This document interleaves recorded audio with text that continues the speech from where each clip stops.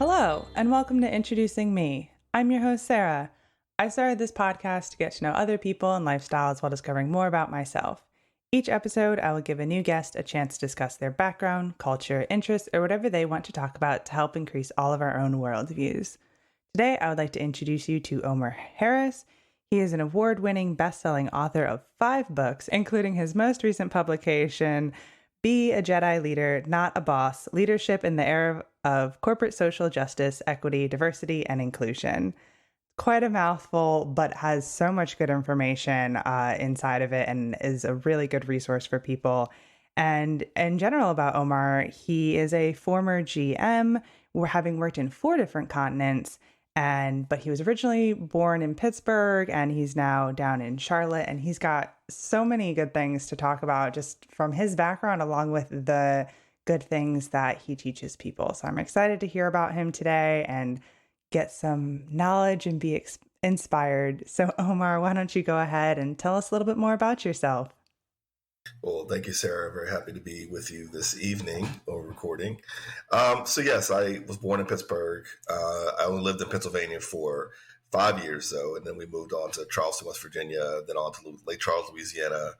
I went to school in Tallahassee, Florida, which is where my kind of global adventure began. I got an internship to go work with Pfizer in Sao Paulo, Brazil, when I was 23. And I spent 16 months in Brazil and learned the language and, had a phenomenal time. And little did I know at that time that Brazil would be kind of a theme in my career. I actually worked in Brazil 3 different times in 3 different moments of my life. So it's kind of like the rule of threes. It just kind of all comes full circle for me.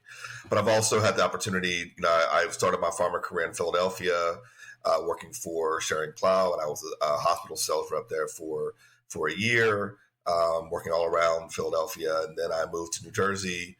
And my career ultimately took me abroad to Istanbul, Turkey, Jakarta, Indonesia, and back to Brazil for one last ride. And then I moved back to the U.S. last March, smack dab in the middle of the pandemic, social justice protests, and a very crucial American election. So can you talk a little bit about what it was like to work in all of these different countries and the different cultures that you were experiencing? Yeah, I mean, I think it requires the reason why I tell the story about how much I've moved in my life is because I had a built-in kind of adaptability that I didn't even know that was there because we moved so frequently. I mean, I went to 4 different elementary schools, so you're constantly used to showing up someplace, making an impression, and then knowing you might have to leave. And so I already had that kind of inside of me in terms of the ability to adapt quickly to new environments. And I learned that when I moved to Brazil, the first time that I could pick up a language in 2 months on my own with little to no support.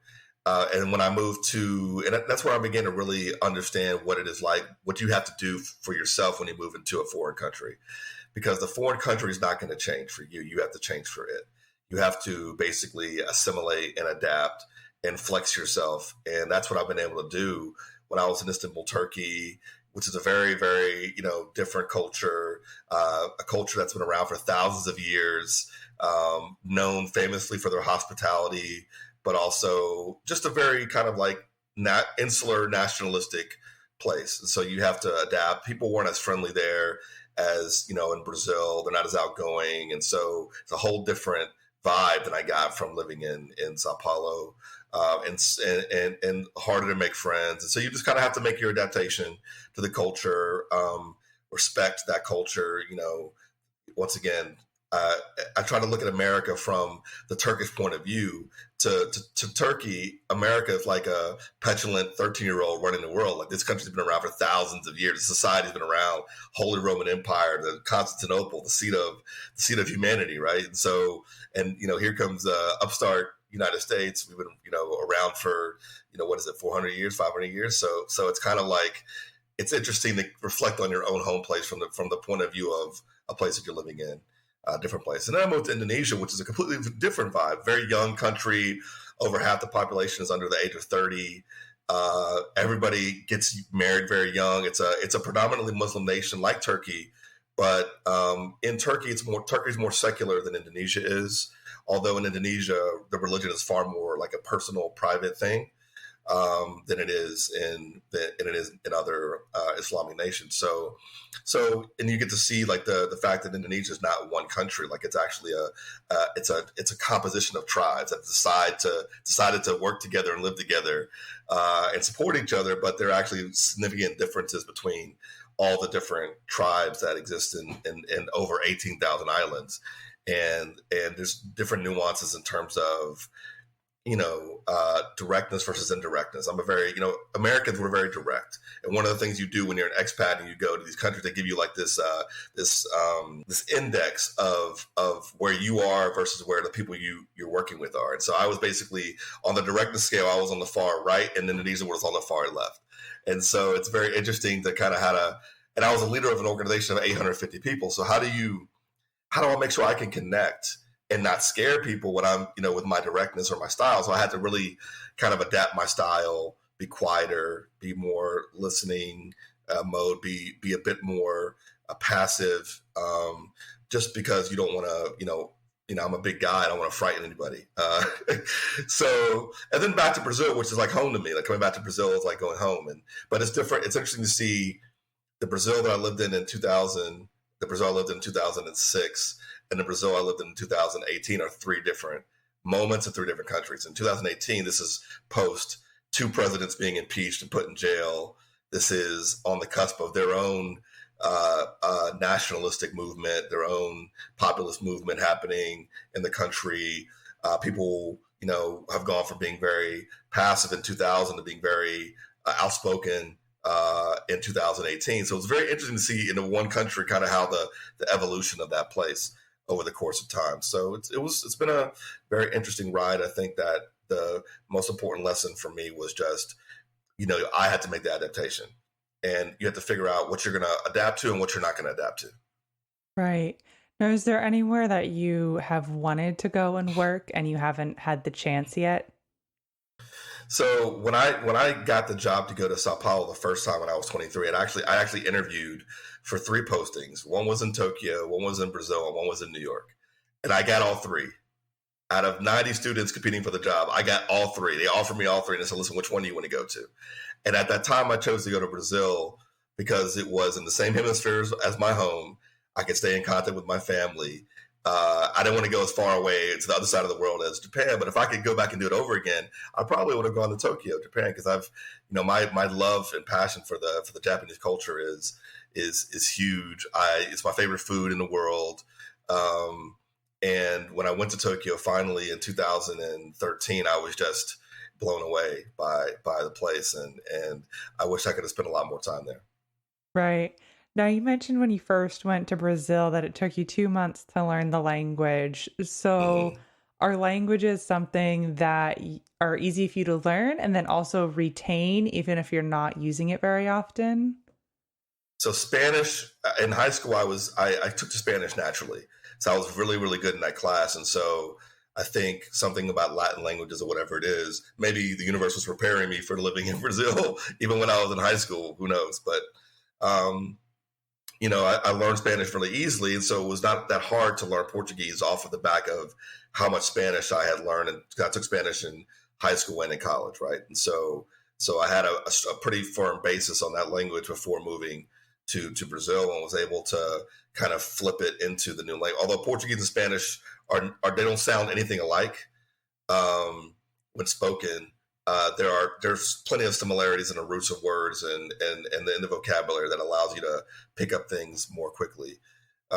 So yeah, I think that I had that ability. And then, I left Brazil the second time in 2009 and didn't speak Portuguese for 9 years.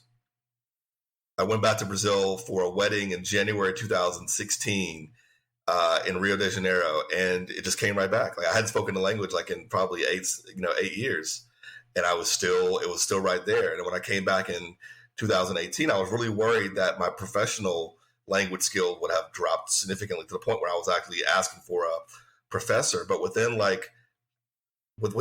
4 weeks, I was back to better than I was when I moved there, when I lived there in 2006. So it just all came back. So I guess like the way I describe learning languages is, if you think about constructing a highway in your brain. So English or your native language is the main highway. And you want to learn a different language. Basically, these are like the bridges or off ramps. And so, you build the scaffolding for the off ramp, and then you put the concrete down when you live in the country, and then it's there. That road is always there. You just have to find your way back to that off ramp, and then it's in your brain. It's solidified. And so the way I think about Portuguese is, 30 years from now, if I don't speak Portuguese for the next 30 years, and I go back to Brazil in 30 years, I'll still be able to speak the language. Yeah. And what other languages do you know? Well, I picked up some Turkish when I was in Istanbul. You have to, because nobody speaks English. So, just getting into a taxi cab, you risk your life because if you don't speak the language, you don't know where you're going to end up. And then also in Indonesian, I learned quite a bit of Indonesian. The language is called Bahasa Indonesia. Bahasa means language. So, Indonesian language, but they call it Bahasa. So I learned Bahasa Indonesia quite a bit. I told my staff enough to be dangerous. So, you think you can talk about me behind my back. I know what you're saying. So I would just, every now and again, I would just shock people by like, oh, you said, they would be talking amongst themselves. And I would say, oh, yeah, I agree with that. In English, I would say that. They're like, oh, crap, Omar knows. Omar knows what we're saying. So I learned enough to be dangerous. And then, like I said, Spanish, and then, of course, Portuguese. Right. Now, what was it like being a business person working where English was not the major language? I think in the office, of course, English is still the dominant way of communicating. So, I worked when I'm in Istanbul, everybody has to speak English. So we're dealing with 30 countries. I was working in the regional office, and we're dealing with 30 countries from Russia all the way down to South Africa. But everybody, is speaking English, and you have to get used to like everybody's different accents with English, which is funny because everybody has such a different accent. But just part of the fun of the job is that you're listening to how different people have learned to speak this language over time, and little funny nuances that people use. Like in Turkey, when they introduce themselves, they don't say "I am," they say "this is." Like they would say, "This is Omar," like they're referring to someone else. And I always thought that was the funniest thing in the world. Was like, why would you say "this is"? Like it must be something from the Turkish root. But they don't say "I am Omar." They say that "this is Sarah." This is like they're introducing somebody else. I always thought that was cute. But in Brazil and in Indonesia, so what I encountered was when I was in Brazil when I was 23, only the higher level executives spoke English. And this worked out in my favor because I just hung out. I was an intern. I just hung out with the secretaries all day. So I would go to lunch with the secretaries and listen to them talk about novellas and whatever, boyfriends and whatever is going on in their lives, and just, immerse myself in Portuguese. So it really helped me that no one spoke English around me because I was able to absorb the language much faster. Outside of the office in Turkey, everybody speaks Turkish. So you just kind of have to learn Turkish to get around. Indonesia is the same way. In the office, the higher level executive all speak English very well, but then nobody else speaks English to the point where, and now I'm a senior leader in the organization, I have to have a translator. I never had to speak through a translator before. And this was a very big wake-up call for me about how complex I tend to be in terms of how I communicate. I'll give you an example. The first time I met my sales organization, which was around, the sales leaders of my organization, which were around 150 people, we're in this meeting. It's my first introduction to them. And I have 45 minutes allotted for my introduction. And I think I had 45 slides. So in English, I would have been okay, right? I could have gotten through that in 45 minutes. I was talking for an hour and 45 minutes through my translator because I had to stop every time I would say something, stop, and they would translate. Then I would say something, stop, and translate. So by the time I left Indonesia 3.5 years later, my presentations would be no more than 7 slides. So I learned to go from like 45 slides to 7 slides. So, it transformed how I communicate, which is a very valuable tool. So I took that back to Brazil, and I'm still very succinct. People are like, Omar he has a natural ability to just, go right through to the chase. I'm like, well, I learned that in Indonesia. I had no choice. I couldn't, have these robust explanations and all this flowery language. I had to just kind of cut right through to core of what I was trying to say. Right. That makes a lot of sense. Now, Yeah. what was it like moving back to America in 2020? It was, 'cause I was out of the country for 8 years. I come back for holidays and things of that nature, but living here is a whole different beast. And then also moving back to the South, which last time I lived in the South was when I was a college student when I was leaving Tallahassee, Florida. So it's two different culture shocks. It's coming back to the U.S., coming back to the South after all of this stuff has happened. Obama's last term, and then Trump's election, and then all the things are happening. So I was troubled, to say the least, by some of the things that were happening, especially when it related to the continuous harm that was being done to African Americans by police. That was troubling to me, and I was very inspired by the peaceful protesting that was going on, and also of course we go into lockdown with the pandemic at the same time. So it's like it's all these things happening, and then you have an election coming up that is consequential. Everybody's on lockdown. Everybody's going crazy.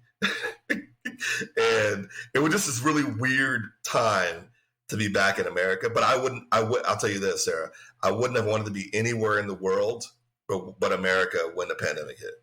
Because at least here, and shout out to all the frontline, workers, and shout out to all the people who kept the economy going, because in the U.S., we were able to, we complain a lot, first world problems, but you could order your food through Uber Eats. You could get your deliveries through Amazon. You could continue living your life. You had Netflix. It worked all the time. You didn't have Wi-Fi problems. So if I had been in Brazil, I would have literally starved because the country literally locked down, like it stopped. And I was on my own by myself, and I don't cook. So I would have, if no restaurants were open, I literally would have died. Like it would have been the end of me. So I would have to go live with my assistant, because I wouldn't have had any other way to eat. So basically, I don't take that for granted that at least in the middle of all this stuff, the American economy still runs, it still works. And I had that perspective from living in other places where, this kind of thing can literally really shut everything down. We complain about things being shut down. No, it really got shut down in places like the countryside of Italy and Indonesia and Brazil. These are places where real shutdowns happen. We had minor inconveniences, I would say. Yeah. Now, what was it like for you? Obviously, like the book title, social justice is obviously something that's very important to you. So what was being on our lockdown like while everything was going on? Well, I had just published a book last April called The Servant Leader's Manifesto. So I was in publication mode. I was getting the book out there. All this is happening. I'm having conversations with my friends. One thing that was cool is I was able to reconnect with a lot of my friends virtually, because we were just talking to each other a lot more, and everybody was kind of more available, because no one was commuting and traveling. And so everyone was kind of on. We could just easily connect. So I reconnected with a lot of people, and we're having these, crucial conversations. My friends, some of my best friends are white, and they called me during, the George Floyd situation. And they want to know my take on it and know what I'm experiencing. And a lot of my white friends had epiphanies during this moment last year about equity and about identity and about the differences between people, right? And how we go through life. And it was interesting. I've been friends with people for a long time that were having these awakenings and epiphanies about, oh, wow, this is, really heavy stuff that people are dealing with. And so I began to think, I was like, well, I'm feeling the need to speak more about this, but I don't know how exactly I'm going to do that. And then one of my friends who works in the sustainability space, who's actually a contributor to the book, J.E.D. He introduced me to the term J.E.D.I, which he got from the agriculture movement, which is there's a guy named Marcelo Bonta, who I think was the first person to coin the phrase J.E.D.I. And he's a social justice individual who works in the agriculture and environmental space. And so when he told me that acronym, I had actually written in my book, before I ever knew the acronym existed, a phrase that said, leaders, we should be Jedi leaders and not bosses.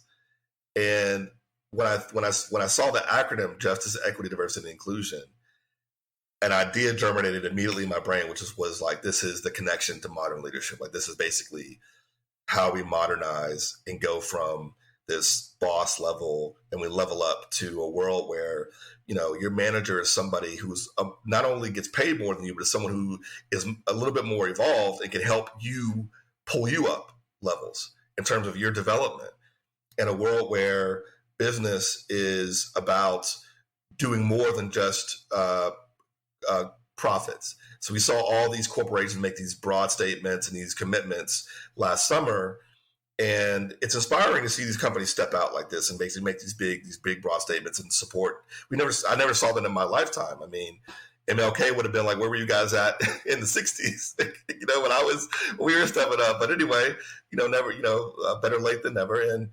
And so I'm like, but where's the accountability going to come from? So, I wanted to write a very aspirational book that would help people bridge from where they are today to what I call modern leadership principles, and really get to the root of what business leadership is all about.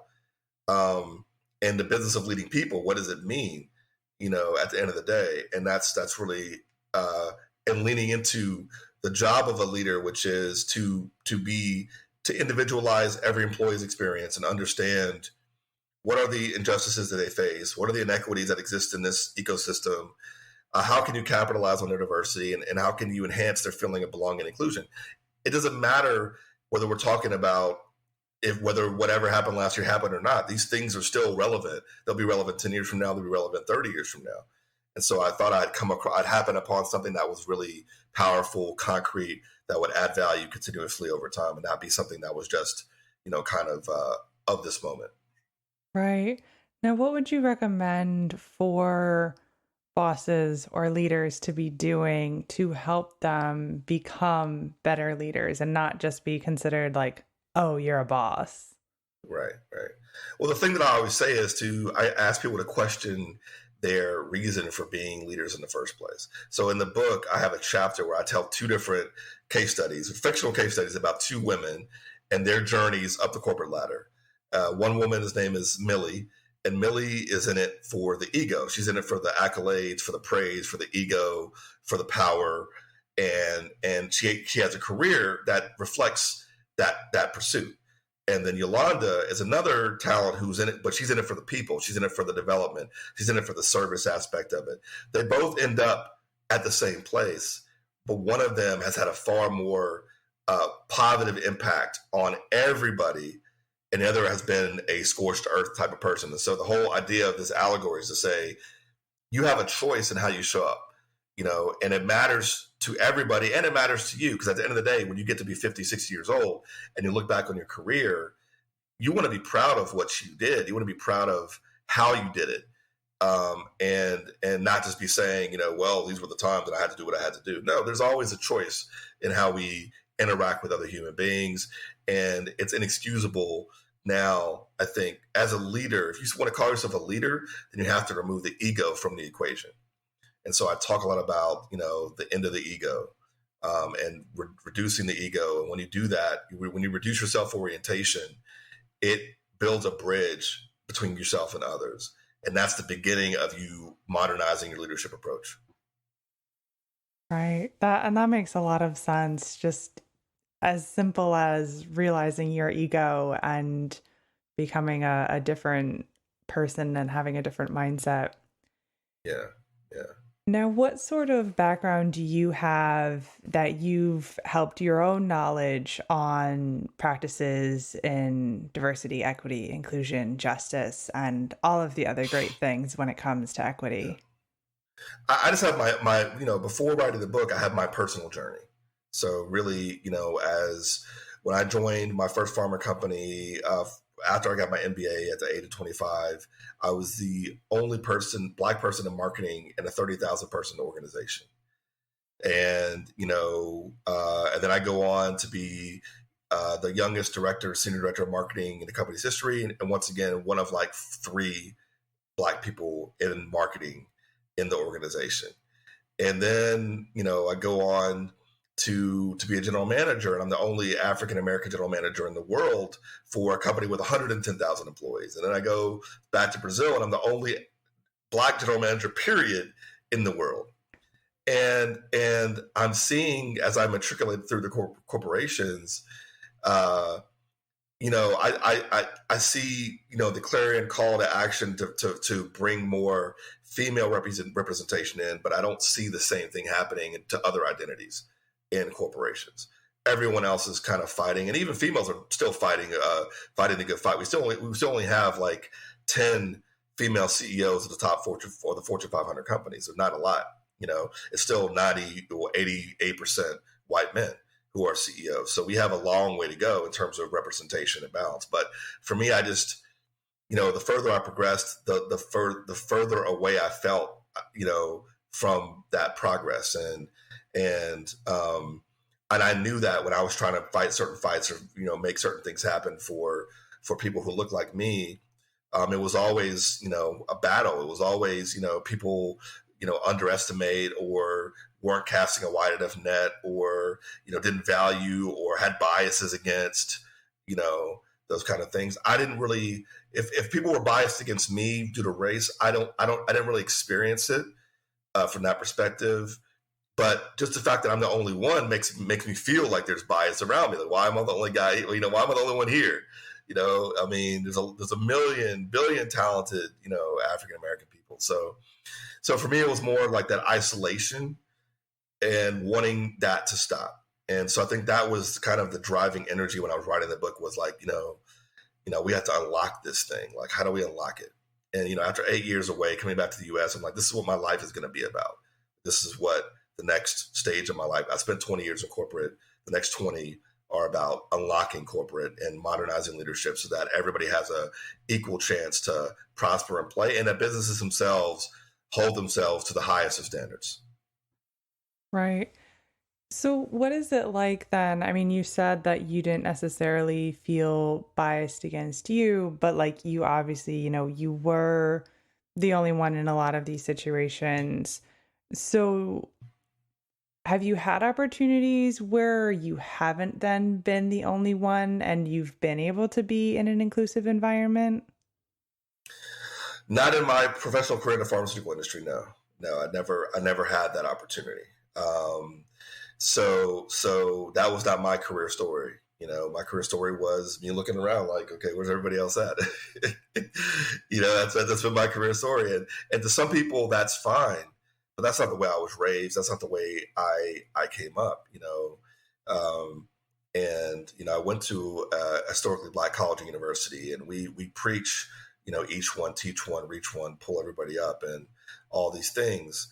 But because I was working ex-US, I didn't have the opportunities that I would have loved to. If I was working in the US and at the same level, I would have made a huge difference in terms of recruiting and all those policies. So it was kind of like, you get to the VP level, then what can you do? What are the rules you can how do you play the game at this level so that you can utilize your new influence to actually change things positively for whatever constituency you believe in. And, I began to understand that there's these like 5 huge inequities that every business has. And it all starts with privileged hiring. So we hire, companies treat them getting in like it is such a huge competition to get in the door in a lot of these companies, right? Like it's, just to say you made it into Google or to, Amazon or whatever it is, like it's all about the prestige, and they only source what they call from the best schools. And so they leave a lot of people out that could be just as talented, probably more passionate, in their recruiting processes. So the inequity begins right from recruiting. And then it starts and flows into how it's onboarding. Because when you come into a corporation like that, if you are a privileged talent, then they say it's sink or swim onboarding. So basically, it's on you to survive in this environment. And if you can't make it here, then it's on you. It wasn't because we failed as an organization. And so if you're a marginalized identity, I remember coming into Sharing Plow 25, and I had this great position, But I had a manager who really just, she didn't see any value in me, and what basically was like, listen, if you don't show me something in 2 months, I'm firing you out of the company. And it's like, but the company spent all this money to bring me here. Why would you just want to get rid of me like that? Like, so, why do companies spend so much money in recruiting and hiring if they're just going to jettison people out the door in 3 months? People, if you think about sports and development, like we know that talent development takes a long time. You have to cultivate, you have to nurture people, right? But companies tend to look at it as like a Squid Game, and they're trying to get, to take people out the entire time. So that's the second problem, is that. And then the third is, the whole thing of becoming like our culture, like becoming like us, like becoming a PNG, or becoming a Facebook, or becoming a Googler. Like, they take your diversity and say, listen, we don't want that from you. We want you to be like this. We want to put you in these constraints, which is like ridiculous to me, because why would you hire people from all different walks of life and then make them all kind of standardize themselves? That kind of defeats the purpose of diversity, right? Mm-hmm. So, and this is a major issue that these companies are facing, is once again that compensation practices that are actually corrupted, because we all know that if you work at a corporation and you've seen these compensation discussions about who can get who hired and who's getting who paid what, it ultimately comes down to the passion of the hiring manager and how bad they want that employee as to what the person gets paid. And nobody has any consideration of the people who are already working, doing the same job. So external people come in, they raise the bar in terms of salary, but then the other people are at a lower baseline. It's not fair, right? But we're pursuing the top talents. We have to do what we have to do. And so these archaic ideas, and then finally targeted termination. At the end of the day, you go through. So basically, you went to the right schools, you got hired, and you survived the onboarding process, and you adapted to the environment, and you sucked it up, but for not being paid enough. And then, if anything goes wrong in the company, you can just be cut like that. If anything goes wrong, COVID hits, we're going to terminate 20% of our workforce, and you're last in, first out, or first in, last out, and you're gone. And the people who should be leaving are the people who get paid the most money. Like, they represent more of a weight on the company's financials than you do. Why aren't they the first to go? You know what I'm saying? So this whole thing is inequity. There's inequity in all 5 of these processes. And so, because of my vantage point, and because, I have experienced those inequities, but also had, basically reinforced some of them as a leader later on in my career, I was like, okay, I can see this whole cycle, and this is a cycle we have to break. Right. I want to divert a little bit off of what you were just talking about. This is going to seem a little random, but I'm curious to know, because you went to a historically Black college or university and then went into a field that was very much not that. What would you say to students who are going to be facing that now, having gone to, or like being in a school that's got a good background in diversity, equity, inclusion, and then going somewhere that still has work to do in their practices? Yeah, I think that, most, if you come from an immigrant family, second generation immigrant family, if you're from a Black family in America, you've been being prepared for the white workforce your entire life. Your parents have been preparing you for this. You know any brown people, their parents have been preparing them for this their entire life. So it's not even about the school. It's about, when I was leaving the house when I was a kid, and my mom telling me, you represent your family and your people and your race. Like, as a kid, I'm getting this pressure. And so that you can't just get away with what everybody else is getting away with. You have to do things. You have to be better. You have to show up more perfectly. You have no margin for error. But what I would tell people today is, I would say, listen, that needs to stop. We need to stop assimilating so much. We have to kind of force the environment to accept us for who we are. So, don't change your hairstyle. Don't make concessions just to get a job. And our parents were the generation that was telling us you look like this and be like this to get the best job. You have to be clean cut, fresh shaven, no tattoos. That's like the Gen X, advice. And then, now you have, people say if you have, the kind of like those big earrings in your ear, whatever it is, tattoos, you can only work as a barista at Starbucks. Like, no, like, why can't that person be a CEO? Just because of choices they make about how they want to present themselves to the world, that means they can't be a CEO. No, I mean, I think that's ridiculous. So I think that people should double down on their identity. No, don't be, just controversial, but be yourself. Be true to yourself. Because it really doesn't matter. Like I said before, when they want to terminate you, they're going to terminate you regardless of whether you're clean cut or whether you have tattoos. It's going to happen. So you might as well be yourself. Is the way I look at it today. And I think that's the advice I would give to people coming out now is just be yourself. Don't worry about assimilating. Don't try to be perfect. Don't put that pressure on yourself. Do your best, learn, develop. If the environment is not right for you, jump. I'm fully on board with the millennial Gen Z, find a side hustle, find a way to not be so dependent on a single employer, a single source of income. There's too many streams of income today that we can make, and people are too talented these days. If you look at just reels and stories and TikTok, like who knew we had this much talent, this creative talent in the world before these platforms existed, right? Like the entire world is full of actors. Like it's amazing the creative talent people have. I'm astounded by it, and so I would say, once again, that the new rules are, if don't put more into your employer than the employer puts into you. Yeah, that's some really good advice. Now, did you have to make any concessions when going into the workforce with your identity?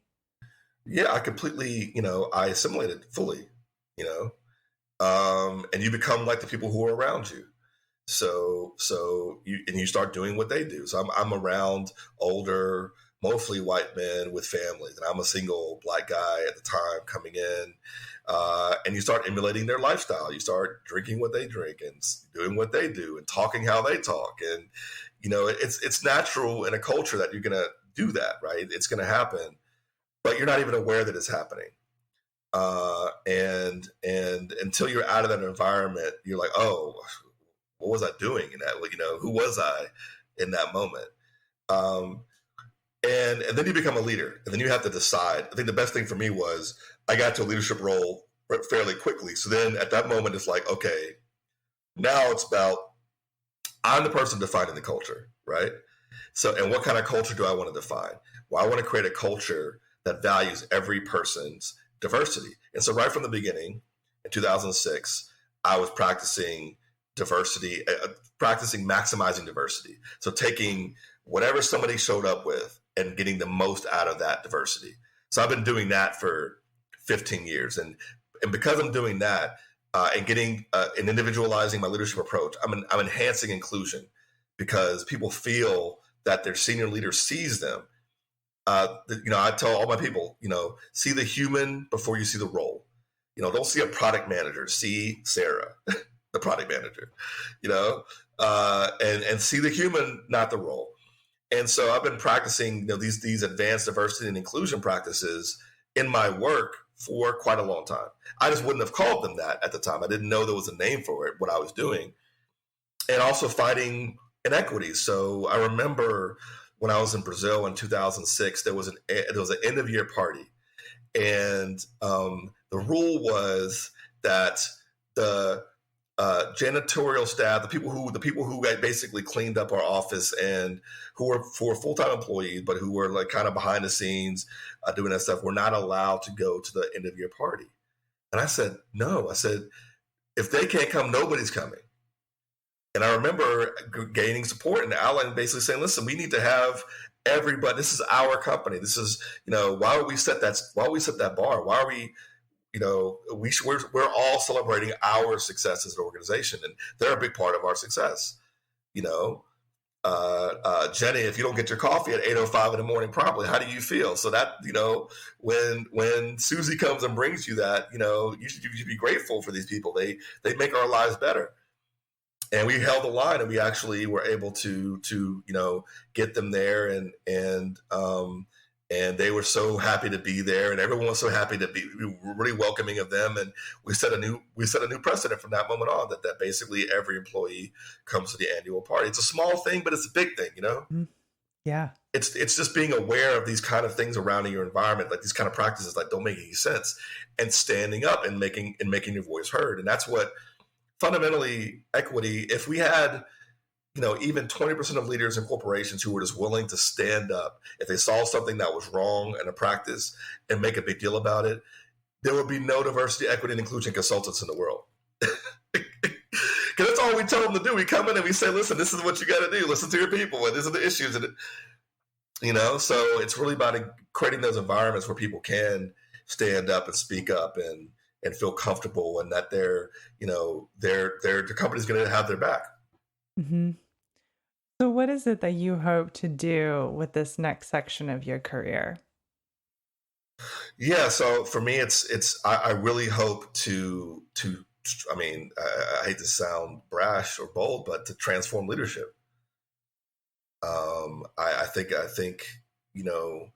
I worked long enough, and I saw enough, and I went through enough, and it was global enough that I feel like the vantage point. I have collected enough data points to know kind of where the polar north should be, and to build coalitions to try to help business go there. Because I was thinking about this earlier today.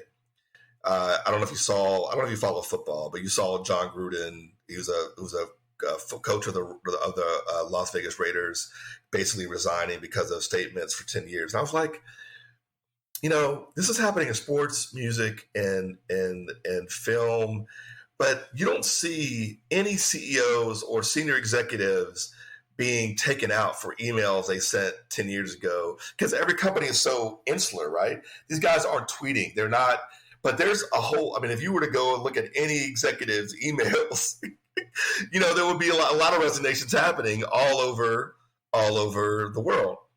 And so they've been protected for now. But I say that, every company is a tweet away from ruin. Every company is a tweet away from ruin. And CEOs don't understand how precarious their position is these days, and how they need to revamp this entire thing if they want to stay in business. Because, CEO tenure is shorter than ever before. Executive tenure is shorter than ever before. And if it ultimately comes down to your survival and your power, then the fastest way to maintain power is to distribute that power to everybody else in your organization. That's how you're going to maintain your position in the modern age, not by trying to consolidate power. That's not going to work anymore. It's going to be by distributing power and empowering others and building. That's what's going to do it. I think that, a great example is if you think about Facebook, in the beginning, they had this open office culture and everybody was going in and having fun. And now you go to Facebook, everyone signs NDAs when you walk in the door. You're not allowed to see you're only allowed to see 20% of the office space. Everything is closed off. That's an example of a company that's trying just to hold on to its power, as opposed to, you should become more open, more transparent, more, honest and clear in who you are, communicating your identity, not trying to go behind, the gray curtain, for fear that somebody will see something or say something that will denigrate. If there's that much bad stuff lying around that you have to basically, people can only see 20%. I'm really concerned about what's happening inside of your organization. Companies should be willing to throw the doors open to the public and be like, hey, come check us out. We got nothing to hide. But that's not what happened. So I think I want to help create that environment where, first of all, for employees, there's been statistics that state that by 2043, the workforce is going to be more Black and brown than it is going to be white. So in that, and I know that if things don't change between now and 2043, the conditions for that world are going to be horrible for those people because of people trying to hold on to status and power and ego. And so we got to let it go. And so my work, hopefully over the next period of my life, is going to be about proving to people you can let go of this perceptual power and privilege and still reap significant benefits and not have to, and actually embrace change and embrace the otherness of the world and embrace modernity, and everything's going to be okay. And we all can prosper together, and that's really what I want to, that's what I stand for. And that's what I want to work on and what I am working on. Yeah. And I think it's a great mission, and I hope to see it come to life because, like you said, we have to be prepared for what the future is going to bring. And if things don't start to change now, it's not going to be good for a lot of people. Now, I am curious if you don't mind answering, because you mentioned the coach, and that literally happened today. These emails coming public or whatever it was exactly that happened. I am a headline reader. I don't necessarily read all of the articles. So I'm curious to know your opinion on the fact that he is now facing repercussions from something that happened 10 years ago, or someone who might be a millennial might be then reaping for something that they were doing when they were a teenager and didn't even realize what they were doing online and how it could hurt them later. How do you feel about those things impacting people now? Well, there's two ways to think about it. So if there's a presidential candidate who's let's say a millennial or Gen Zer in about 10 years, and there's no dirt from their past, I would be very concerned. Because that means that person has been crafting or deleting stuff from the beginning of their life with preparation for that role. So I'd rather have a candidate with a bunch of stuff, because that's the world they grew up in, where everything, your entire life was recorded, and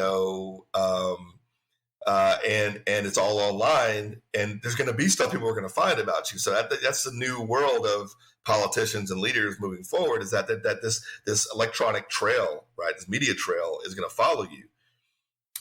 So you see someone who doesn't have that trail, watch out. This is what I would say, because this is someone who's being, manufactured to look a certain way for the public.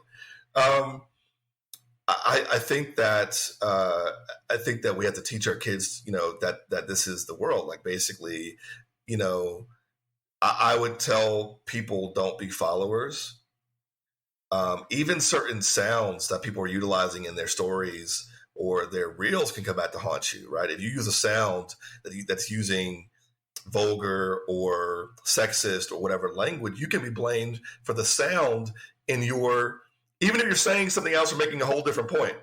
The fact that you utilize that sound just because it was popular and it was trending might ruin your chances for opportunity in the future, because, once again, artificial intelligence is going to be what's picking people for work in the next 5 to 10 years. HR has outsourced recruiting to the robots. And so the robots are going to basically just put your name in and scour everywhere you've been and basically compile. And, AI is able to, look at photos now and read text now and read, so imagine by the time you're 25, all of the file on you that exists online, right? It's hard to curate that, is what I would say. Once again, I say be yourself. I think that authenticity is what's going to play moving forward. And we all know that kids are stupid and do dumb stuff. Adults are stupid and do dumb stuff. So just own up to it. I think the most important thing is when it comes out, own up to it. Don't try to bury it. Which is why I respect what Gruden did. Is he came out and he just owned up to it, and he bowed out. The thing that bothers me is the people who think they can gaslight you and say, "Oh, that didn't happen." We all see it, man. Like, we're seeing it right now. No, I didn't do that. I don't know what you're talking about. The whole Shaggy, it wasn't me. I don't know what you're talking about. And it's amazing that it's working in some instances where people are like, "Oh, I didn't do that." And if they say it, they keep repeating it enough, people start believing, "Oh, they didn't do that." And that's a bigger problem for me, is this whole like, gaslighting thing where people are trying to say, you didn't see anything here, nothing happened. When we know what we saw. So I think that if something comes out about your past, just own up to it. I think this whole cancel culture thing is going to evolve, and we will moderate, just like in the 90s when we had the whole euphemistic speak and we went through that phase, and then things mellowed out, and we're going to mellow out a little bit now when we go forward, because these Gen Zers are going to become parents. They're going to start doing dumb stuff, and then they're going to be like, "Oh, I don't want to be held accountable for things I said 10 years ago. So let's chill this whole thing out a little bit." It was fun to be on Twitter attacking, Kevin Hart when I was 19, but when I'm 39, like I'm Kevin Hart.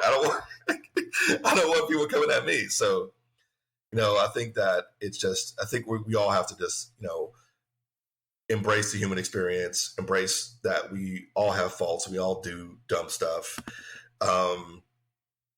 It's kind of impossible to curate your experience, but I mean, I think that, make sure privacy settings are tight. Don't make it easy for the robots, is what I would say as well. That's some great advice and some good viewpoints on that. So thank you. Is there anything else that you would like to share with the listeners before we start to wrap things up? Support. I mean, I think that, alternative points of view and different identities who are talking about leadership need to be supported.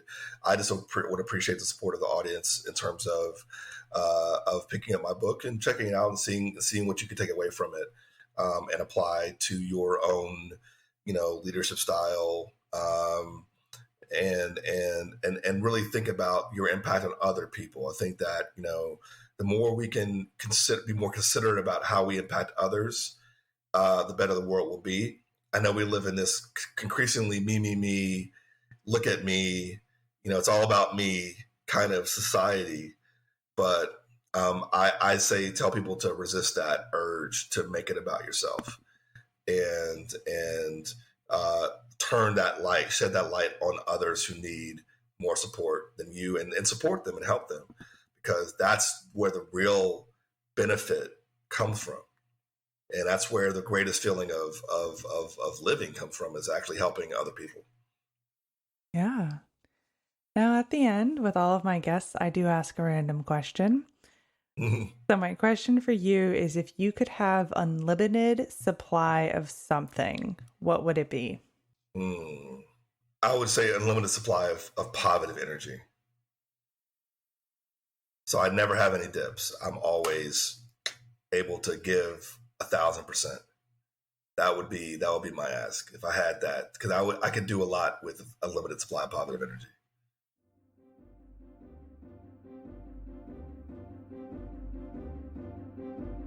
All right, that brings this episode to a close. For more information on Omar, the best way to find him is know that he is the only Omar L. Harris out there. So that is the best way to find him. I will be leaving his website directly in the description, along with his LinkedIn and his Twitter handles.